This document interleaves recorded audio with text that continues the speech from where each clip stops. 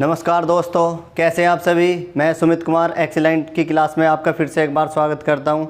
तो इतिहास को पढ़ते आ रहे हैं हम, और जिसमें हमने मध्यकालीन इतिहास, आधुनिक इतिहास और अब जो प्राचीन इतिहास का भाग 9 है, तो इसको शुरू करते हैं।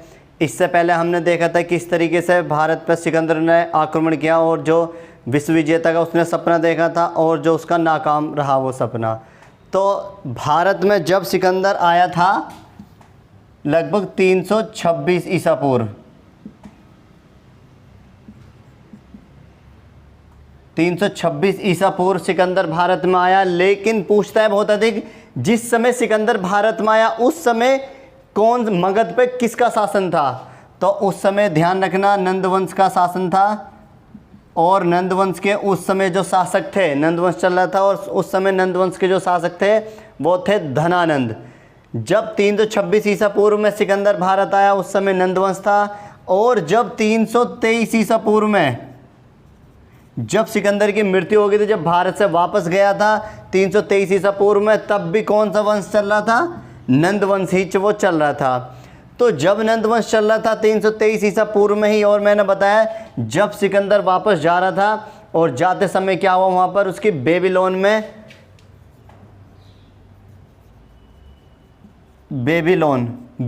उसकी 323 ईसा पूर्व में यहाँ मृत्यु हो गई। और मृत्यु होने के बाद में उसको कहाँ पर? अफ़गानिस्तान में दफनाया गया, अफ्रीका में उसको दफनाया गया। तो ये सिकंदर एक ऐसा महान शासक था जिसका वर्चस्व जो रहा, जन्म यूरोप में, मृत्यु एशिया में, और उसका अंतिम संस्कार जो अफ्रीका में किया गया था। जब सिकंदर की मृत्यु हो गई थी और मृत्यु होने के बाद में अब इसका जो राज्याभिषेक था, मतलब जो भी इसका जीता हुआ क्षेत्र था, अब इसके सिकंदर के दो सेनापति थे।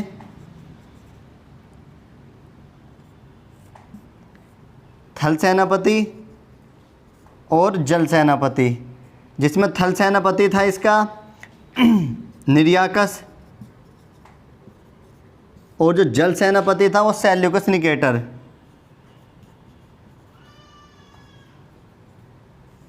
ये उल्टा हो गया।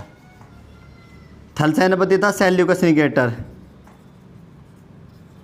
निकेटर और ये था जल सेनापति निर्याकस। तो इनमें झगड़ा प्रारंभ हो गया। अब यहाँ पर हुआ क्या? यहाँ पर इनमें आपस में झगड़ा प्रारंभ हो गया सेनापतियों में, और ये कहने लगे कि सिकंदर की तो मृत्यु हो गई 323 ईसा पूर्व में, अब इसका जो जीता हुआ क्षेत्र है उसमें कौन कितना क्षेत्र लेगा। अब उसमें हुआ ये, इनका आपस में सेनापतियों का झगड़ा होने लगा। और जो निर्याकस था, निर्याकस चला गया कहाँ पर? जो इसका ईरान इराक का जो क्षेत्र था वो जीता हुआ था, ये वहाँ चला गया। और जो सेल्यूकस निकेटर था, इसने सोचा कि मैं कहाँ पर जाऊँगा, मैं भारत में ही जो इसका जीता हुआ क्षेत्र है, जो अफ़गानिस्तान, पाकिस्तान और जो भारत के कुछ क्षेत्र थे उसमें जो भी प्रदेश थे उसमें मैं यहाँ पर राज करूँगा। अब इसको देखते हुए ये वहाँ चला गया। अब जो सेल्यूकस निकेटर था ये आ गया पंजाब में आ गया, क्योंकि पंजाब प्रांत में ही सबसे ज़्यादा जो था सिकंदर ने अपना वहाँ पर वर्चस्व कायम रखा था। क्योंकि मैंने बताया था पहले जो पंजाब था एक पूर्वी पाकिस्तान और पंजाब एक पश्चिमी पाकिस्तान था। तो पंजाब दो भागों में बटा था, पूर्वी पाकिस्तान और इधर भी। तो अब बट गया 1947 से, लेकिन पहले ये बिल्कुल एक ही था। तो वहाँ पर हुआ क्या? यहाँ पे सेल्यूकस निकेटर ने सोचा कि मैं कहाँ पर? पंजाब प्रांत में राज करूँगा। अब इसको देखते हुए ये चला गया। अब सेल्यूकस निकेटर ने सोचा कि मैं क्या करूँगा, जो सिकंदर का जो सपना था विश्व विजेता बनने का, मैं उसको पूरा करूँगा। अब उसके बाद में जो सेल्यूकस निकेटर था ये कहाँ पर रहने लगा? पंजाब में। तो उसके बाद में हमने पढ़ा था जब सिकंदर जा रहा था तो सिकंदर की कुछ सेना कहाँ पर? व्यास नदी के पास रह गई थी। और रहने के बाद में जो चंद्रगुप्त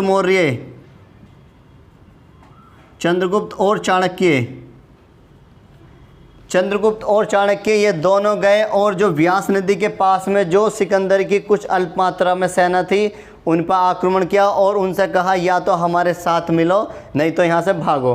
अब हुआ यही, वो मजबूर हो गए इनके साथ मिलने के, और इनके साथ में मिल गए। और मिलने के बाद में उन्होंने किस पर आक्रमण किया? जो नंदवंश का जो शासक था धनानंद। और धनानंद की क्या कर दी थी यहाँ पर मृत्यु करने के बाद में। और यहाँ पे एक और वंश की स्थापना हुई मगध पे ही, मौर्य वंश। मौर्य वंश, तो मौर्य वंश की जो स्थापना की थी वो किसने की थी? वो चंद्रगुप्त मौर्य ने की थी, लगभग 322 ईसा पूर्व में। 322 ईसा पूर्व में मौर्य वंश की स्थापना हुई। अब थोड़ा सा चंद्रगुप्त मौर्य के बारे में देख लेते हैं। जो चंद्रगुप्त मौर्य था ये कहाँ से आया और कहाँ पे इसका जन्म हुआ, इसको क्या बताते हैं लोग? तो हमने कल वीडियो जो देखी थी उसमें देखा था कि जो चाणक्य था, चाणक्य का एक दोस्त था अमात्य, अमात्य ने क्या भोजन के लिए चाणक्य को बुलाया और वहाँ से अपमानित कर दिया। अपमानित करने के बाद में अब यहाँ पर कुछ बच्चे खेल रहे थे, लगभग 15-16 बच्चे खेल रहे थे, और उनमें एक बीच में एक बच्चा था जिसका नाम था चंद्रगुप्त मौर्य ही, चंद्रगुप्त। अब जो चाणक्य था, चाणक्य ने सोचा कि क्यों ना इस बच्चे की सहायता से किसका अंत किया जाए? धनानंद का, नंदवंश का अंत। और हुआ ये, यहाँ से चाणक्य ने इस बच्चे को उठाया, उठाने के बाद में कहाँ पे ले गया था इसको? तक्षशिला। और तक्षशिला में ले जाने के बाद में इसको क्या वहाँ पर शिक्षा और जो तलवार भाले अच्छे से चलाने सिखाने के बाद में अब हुआ ये, यहाँ पे जब तलवार भाले सिखाए और आने के बाद में इन्होंने किस पे? नंदवंश का अंत कर दिया था और यहाँ पर एक और वंश शुरू कर दिया था, मौर्य वंश। तो चंद्रगुप्त मौर्य जो था इसको अलग अलग बताते हैं, जैन ग्रंथ के अनुसार जो बताते हैं इसको, और एक वेदों के अनुसार। वेदों के अनुसार जो बताते हैं चंद्रगुप्त मौर्य कहाँ से आया, किसका पुत्र था, कुछ नहीं पता था। लेकिन हाँ, वेदों में इसको जो बताया गया वो बताया गया शूद्र, शूद्र बताया गया। और जो जैन ग्रंथ के अनुसार जो बताया गया इसको चंद्रगुप्त मौर्य को, वो क्षत्रिय बताया गया चंद्रगुप्त मौर्य को। लेकिन ना तो आज तक ये सिद्ध हो पाया है कि चंद्रगुप्त मौर्य शूद्र था या क्षत्रिय था। लेकिन अगर पूछता है वेदों के अनुसार चंद्रगुप्त मौर्य जो था वो किस धर्म का था, तो शूद्र धर्म का था वो। और वह जैन ग्रंथ के अनुसार पूछे तो क्षत्रिय धर्म का था वो। तो ये किसका था? चंद्रगुप्त मौर्य का। और देखो, जो इसका ही एक सेनापति, प्रधानमंत्री और गुरु जिसका नाम चाणक्य था, चाणक्य ने एक पुस्तक लिखी जिसका नाम था अर्थशास्त्र। अब अर्थशास्त्र में मतलब क्या होता है? अर्थ मतलब क्या होता है? जो मतलब संपत्ति वगैरह, शास्त्र मतलब क्या? संपत्ति का अध्ययन करना। तो ऐसा इसमें अर्थशास्त्र में ऐसा कुछ भी नहीं लिखा था। ये किससे संबंधित थी? राजनीति शास्त्र से,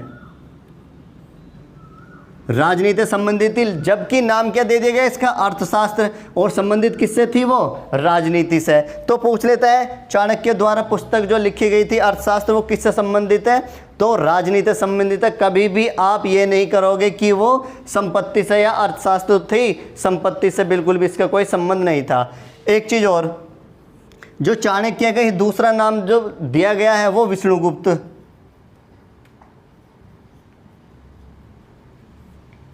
विष्णुगुप्त चाणक्य का दूसरा नाम था। लेकिन जो अर्थशास्त्र इसने पुस्तक लिखी, इसमें जो इसने अपना नाम दिया था वो कौटिल्य दिया था, कौटिल्य।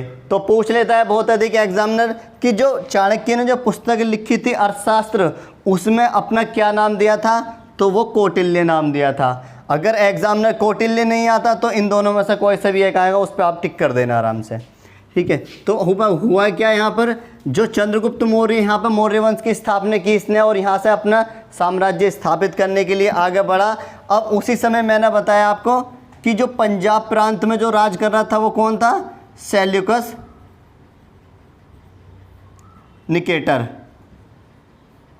अब सेल्यूकस निकेटर ने सोचा कि अगर मुझे भारत को जीतना है तो मुझे किस पर आक्रमण करना पड़ेगा? वो चंद्रगुप्त पे आक्रमण करना ही पड़ेगा।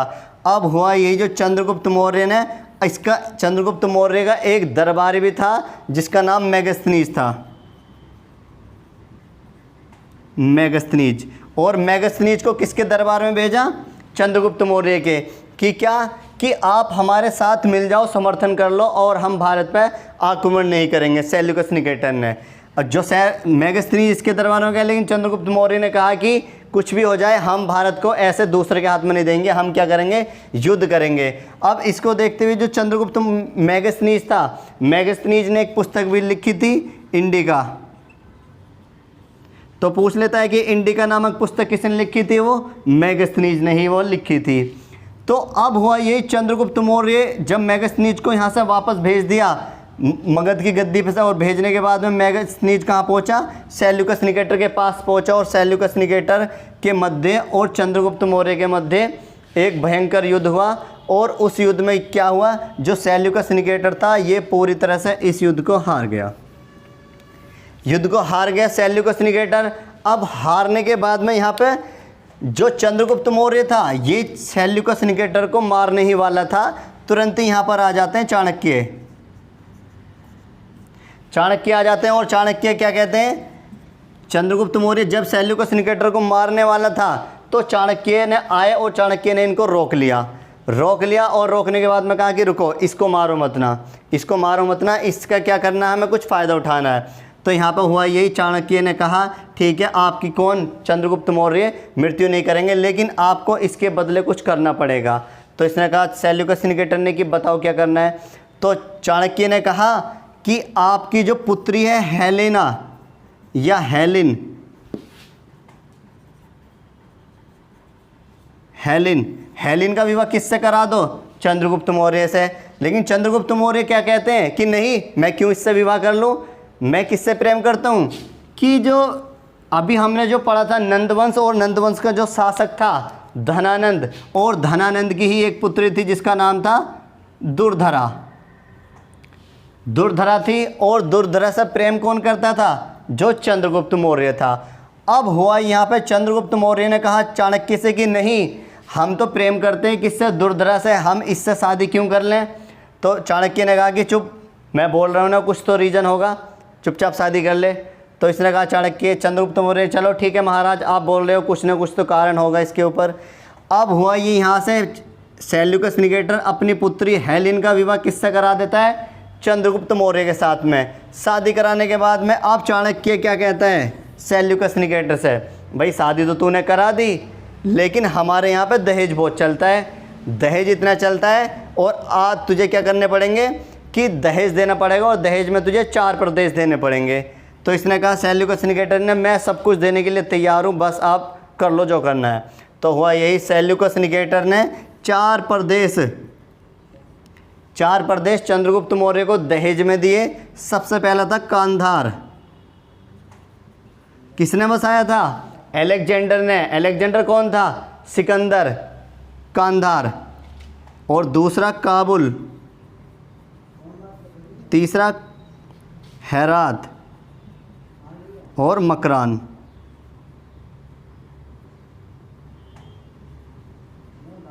मकरान, ये 4 प्रदेश कौन देगा दहेज में, जो सेल्यूकस निकेटर था किसको देगा, चंद्रगुप्त मौर्य को। अब ये प्रदेश दे दिए गए। अब चंद्रगुप्त मौर्य भी पीछा हटने वाले नहीं थे, और इन्होंने क्या किया, जो सेल्यूकस निकेटर था इसको 500 हाथी किसको दे दिए, सेल्यूकस निकेटर को, ले बेटा इनको खिला पिला, और युद्ध के समय जब जरूरत पड़ेगी वो तुझसे हम ले लेंगे। तो इन 500 हाथी किसको दे दिए थे चंद्रगुप्त मौर्य ने, सेल्यूकस निकेटर को। अब जो दुर्धरा थी, जो धनानंद था,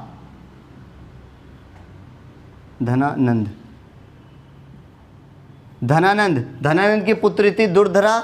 अब हुआ यहाँ पे, दुर्धरा से प्रेम कौन करता था, चंद्रगुप्त मौर्य। अब इससे प्रेम कैसा हुआ कि एक बार दुर्धरा क्या कर रही थी, जंगल में शिकार करने के लिए गई, और शिकार करते करते ये क्या, अपनी सेना से बिछड़ गई, और बिछड़ने के बाद में जंगलों में बिछड़ गई, और वहाँ पे जो अनेक प्रकार के जानवरों ने इनको घेर लिया था।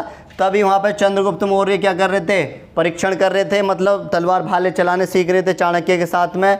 और चंद्रगुप्त मौर्य किसको, हेलेना को यहाँ से बचाते हैं, और तभी क्या, दुर्धरा को इससे प्रेम हो जाता है। अब ये हो गया, यहाँ पे हेलेना शादी होगी, लेकिन प्रेम तो चंद्रगुप्त मौर्य दुर्धरा से करते थे। अब इन्होंने कहा चाणक्य से कि हम भी तो प्रेम करते हैं दुर्धरा से, क्यों ना हमारी शादी कराई जाए। अब हुआ यहाँ पे, चंद्रगुप्त मौर्य की दूसरी शादी किससे करा दी जाती है, वो दुर्धरा से। और दुर्धरा का ही एक पुत्र होता है जिसका नाम था बिंदुसार। बिंदुसार एक पुत्र होता है। देखो, जो पहले आया था मगध की गद्दी पे हर्यक वंश आया था, जो हर्यक वंश का वास्तविक संस्थापक जो था वो बिंबिसार था, बिंबिसार। लेकिन ये बिंदुसार है, कंफ्यूजन बिल्कुल भी नहीं है। जो चंद्रगुप्त मौर्य का पुत्र था बिंदुसार, और ये कौन था, ये हर्यक वंश का वास्तविक संस्थापक था जो हमने पीछे पढ़ा था। तो ये अलग है, ये अलग है, दोनों में डिफरेंट है। तो ये कौन था, चंद्रगुप्त मौर्य ने ये कर लिया। और जब चंद्रगुप्त मौर्य ये चलता रहा इसके ही, अब चंद्रगुप्त मौर्य ने सोचा कि अब भाई उम्र हो रही है, मुझे कुछ ना कुछ मतलब ईश्वर को भी याद करना चाहिए। तो इसने अंतिम समय में क्या यहाँ पर ईश्वर को याद करने के लिए सोचा। लेकिन उसी से ही पहले इसने गुजरात पढ़ता है, गुजरात, और गुजरात में पड़ती है सौराष्ट्र, सौराष्ट्र। और सौराष्ट्र में इसने क्या करा, सुदर्शन झील का निर्माण कराया।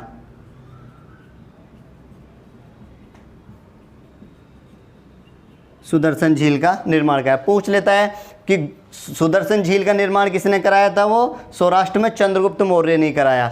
इसको कराने के बाद में अब चंद्रगुप्त मौर्य के शासन, जब शासन चल रहा था, अब यहीं पर जो उस समय जैन धर्म जो था वो बहुत चरमोत्कर्ष पर था, मतलब बहुत ऊपर चढ़ रहा था जैन धर्म। अब यहाँ पे जैन धर्म के लोग आए यहाँ पे चंद्रगुप्त मौर्य के पास में, और चंद्रगुप्त मौर्य से कहा कि महाराज हमारे धर्म को लोग इतना कम क्यों मानते हैं। तो यहाँ पे चंद्रगुप्त मौर्य ने कहा कि बताओ क्या बात है कि हमारे धर्म को लोग कम मानते हैं, ऐसे क्या कारण है, तो इसका कुछ उपाय बताओ। तो चंद्रगुप्त मौर्य ने कहा कि आप क्या करो, जो आपका जैन धर्म है इसको दो भागों में बांट दो, एक तो श्वेतांबर और दूसरा दिगंबर। श्वेत मतलब क्या, सफ़ेद, व सफ़ेद, और अंबर मतलब क्या, अंबर माने वस्त्र, मतलब सफ़ेद वस्त्र पहनने वाले कौन से, ये श्वेतांबर। और दिगंबर कौन से, जो नग्न अवस्था में रहते थे। तो आपने देखा भी होगा जो महावीर स्वामी थे इस तरीके से बिल्कुल सीधे बैठ जाते थे, और नग्न अवस्था में क्या वो तपस्या वगैरह वो अपने करते थे। तो नग्न अवस्था में कौन से थे, वो दिगंबर, और जो श्वेत वस्त्र में कौन से थे, वो श्वेतांबर। तो यहाँ पे इनके कुछ अध्यक्ष वगैरह भी थे उसी समय। जो श्वेतांबर के जो अध्यक्ष थे वो थे स्थूलबाहु, स्थूलबाहु, और दिगंबर के थे भद्रबाहु। तो जब ये दोनों पहुंचे यहाँ पे, ये दो भागों में बट गया, किसके शासनकाल में, चंद्रगुप्त मौर्य के। बहुत अधिक पूछ लेता है कि जो जैन धर्म था किसके शासनकाल में दो भागों में बटा था, तो चंद्रगुप्त मौर्य के शासनकाल में दो भागों में बट गया था, श्वेतांबर और दिगंबर।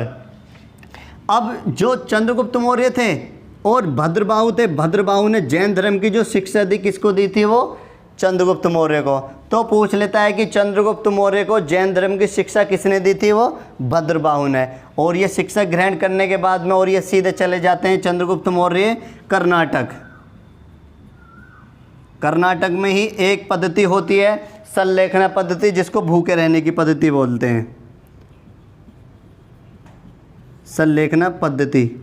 सल्लेखना, इसमें क्या होता है कि जो व्यक्ति मतलब जैन धर्म अपनाता है और उसमें क्या वो मृत्यु को प्राप्त करने के लिए वो सल्लेखना पद्धति का प्रयोग करते हैं, मतलब भूखे प्यासे बैठ के और ईश्वर को याद करते हैं, और भूखे प्यासे बैठे बैठे क्या उनकी मृत्यु हो जाती है। और उस मृत्यु को क्या कहा जाता है,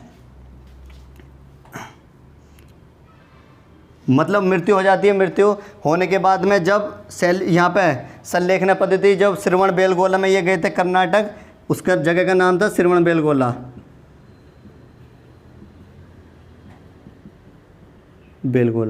तो जो बौद्ध धर्म था, बौद्ध धर्म में जो महापरिनिर्वाण क्या था, जो ईश्वर को प्राप्त कर लेते, मतलब मृत्यु प्राप्त कर लेते। तो ऐसी चंद्रगुप्त मौर्य जो सल्लेखना पद्धति को कहते हैं, जो जब ये मृत्यु प्राप्त कर लेते हैं तो उसी को सल्लेखना पद्धति ये कहते हैं। तो पूछ लेता है चंद्रगुप्त मौर्य कहाँ पर अपना अंतिम समय में मृत्यु प्राप्त की थी, तो श्रवण बेलगोला कहाँ पड़ता है, वो कर्नाटक में। यहाँ पर मृत्यु प्राप्त कर ली, और मृत्यु प्राप्त करने के बाद में अब गद्दी पर कौन बैठेगा, जो चंद्रगुप्त मौर्य का ही पुत्र था बिंदुसार।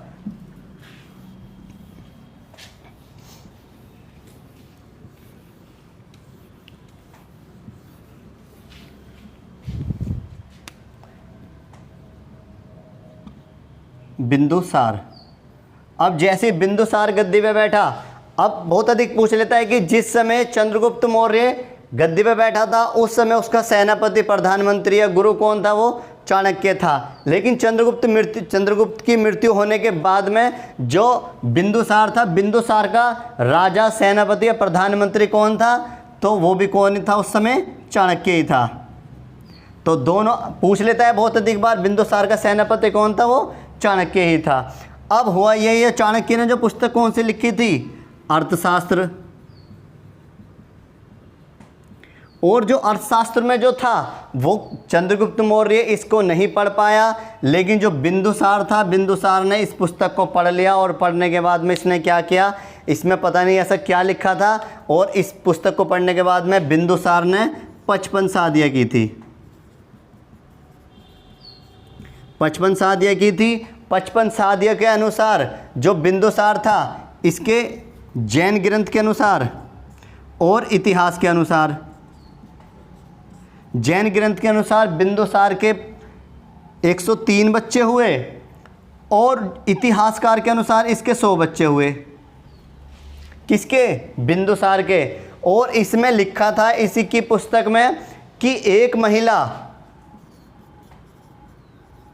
महिला और पुरुष, इसमें लिखा था कि पुरुष का काम है शादी विवाह करना और महिला का काम क्या है? बच्चे बनाना। एक महिला कितने भी बच्चे बना सकती है और पुरुष का काम क्या है? शादी विवाह करना। तो ऐसा गलत था। तो इस पुस्तक को इसने पढ़ा और पढ़ने के बाद में इसने क्या किया, जैन ग्रंथ के अनुसार इसके 103 बच्चे थे और इतिहासकार के अनुसार इसके 100 बच्चे थे। उनमें 100 में सबसे बड़ा जो था वो सुसीम था और इससे ही छोटा था अशोक, सम्राट अशोक। और बाकी भी थे लेकिन उनके बारे में ज़्यादा पूछता नहीं है, इन दोनों के बारे में ही पूछता है यहाँ पे। अब जो बिंदुसार था, बिंदुसार का जो वास्तविक नाम जो था वो था सिंघसेन, सिंघसेन। और सिंघसेन का मतलब ये होता है शत्रुओं का विनाश करना। लेकिन जो इराक और ईरान के जो राजा थे इसको अमित्रघात के नाम से बोलते थे, अमित्रघात। तो बिंदुसार के नाम पूछ लेता है, सिंघसेन के नाम से भी इसको जाना जाता है और अमित्रघात के नाम से भी इसको जाना जाता है। तो बताते हैं कि जो बिंदुसार था ये विलासीन पर्वतीय कवि था। तो उसी समय क्या था, एक ईरान का एक शासक था हिम्पेटकिस। हिम्पेटकिस एक ईरान का शासक था।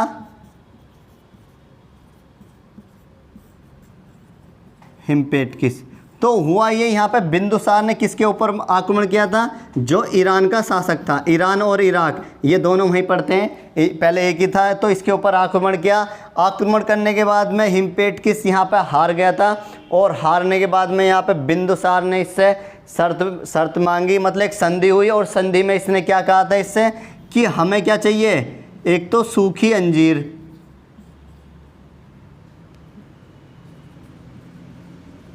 सूखी अंजीर, मीठी शराब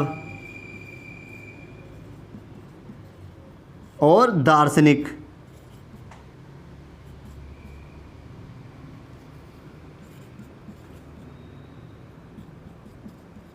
दार्शनिक ये तीनों चाहिए। अब जो हिम्पेटकिस था, हिम्पेटकिस और उस समय इराक ईरान में जो थी वो दास प्रथा क्या थी, वो बंद थी, दास प्रथा बंद थी। अब हिम्पेटकिस ने क्या यहाँ पे सूखी अंजीर दे दी बिंदुसार को, मीठी शराब दे दी, ये दोनों चीज़ दे दी। और जो दार्शनिक थे, अब दार्शनिक कैसे हो सकते हैं, या तो पुरुष भी हो सकते हैं या फिर महिला भी हो सकती है। तो यहाँ पर जो हिम्पेटकिस था, हिम्पेटकिस ने वो दार्शनिक देने से मना कर दिया था, क्योंकि बिंदुसार क्या कर रहा था उस समय, शादी विवाह अधिक कर रहा था। लगभग इसने 55 शादियाँ की थी और इसके हमने देखा कि 100 बच्चे और 103 बच्चे इसके हुए थे।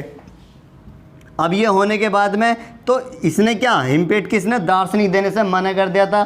तो बहुत अधिक पूछ लेता है कि जो हिम्पेटकिस था इराक ईरान का शासक था, उसने जो बिंदुसार था, बिंदुसार को क्या देने से मना कर दिया था, वो दार्शनिक था। क्योंकि ये क्या कर रहा था, इनको गुलाम बना के भी वो गुलाम बना के रख सकता था। और दास प्रथा क्या थी उस समय इराक ईरान में वो बंद थी, इसलिए जो हिम्पेटकिस था, हिम्पेटकिस ने वो दार्शनिक भेजने से वो मना कर दिया था। और सूखी अंजीर, मीठी शराब, ये दोनों चीज़ इसने दे दी थी।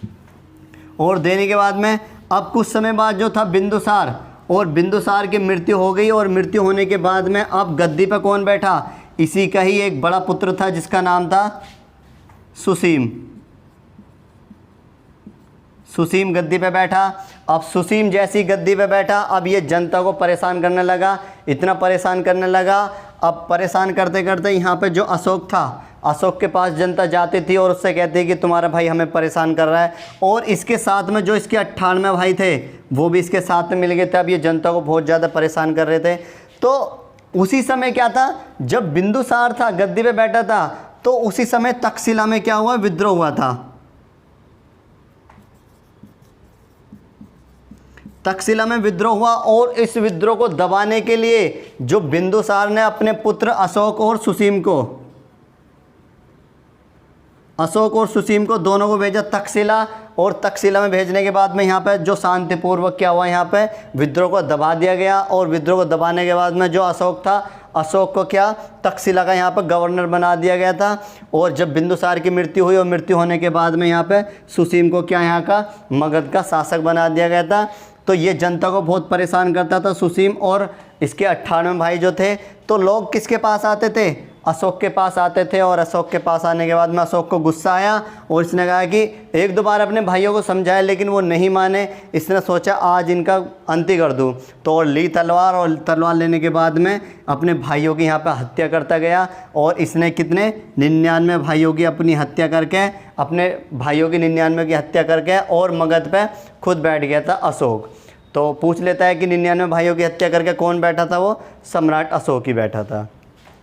तो ये किसके बारे में था, जो सम्राट अशोक था और जो बिंदुसार और चंद्रगुप्त मौर्य, नहीं अशोक के बारे में नहीं, अभी हमने चंद्रगुप्त मौर्य और चाणक्य और किसके बारे में, जो बिंदुसार था इसके बारे में पढ़ा था। और किस तरीके जो सिकंदर ने भारत पर आक्रमण किया।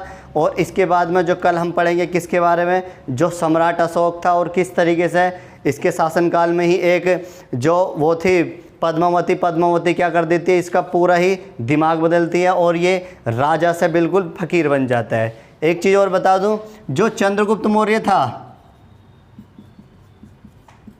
चंद्रगुप्त मौर्य जो था, इसने पूरे ही राज्य क्षेत्र को, मतलब पूरे भारत को जीत लिया था। लेकिन इसने नीचे का जो क्षेत्र था, अगर देखा जाए तो इस तरीके से नक्शे में, तो इधर केरल तमिलनाडु का क्षेत्र था और इधर जो पूर्ववर्ती क्षेत्र के जो राज्य थे जितने भी इधर के थे, असम और मेघालय, मिजोरम वगैरह, इनको छोड़कर, और इसने चंद्रगुप्त मौर्य ने पूरे भारत प्रदेश को जीत लिया था। लेकिन यहीं पे एक जगह और पड़ती है उड़ीसा,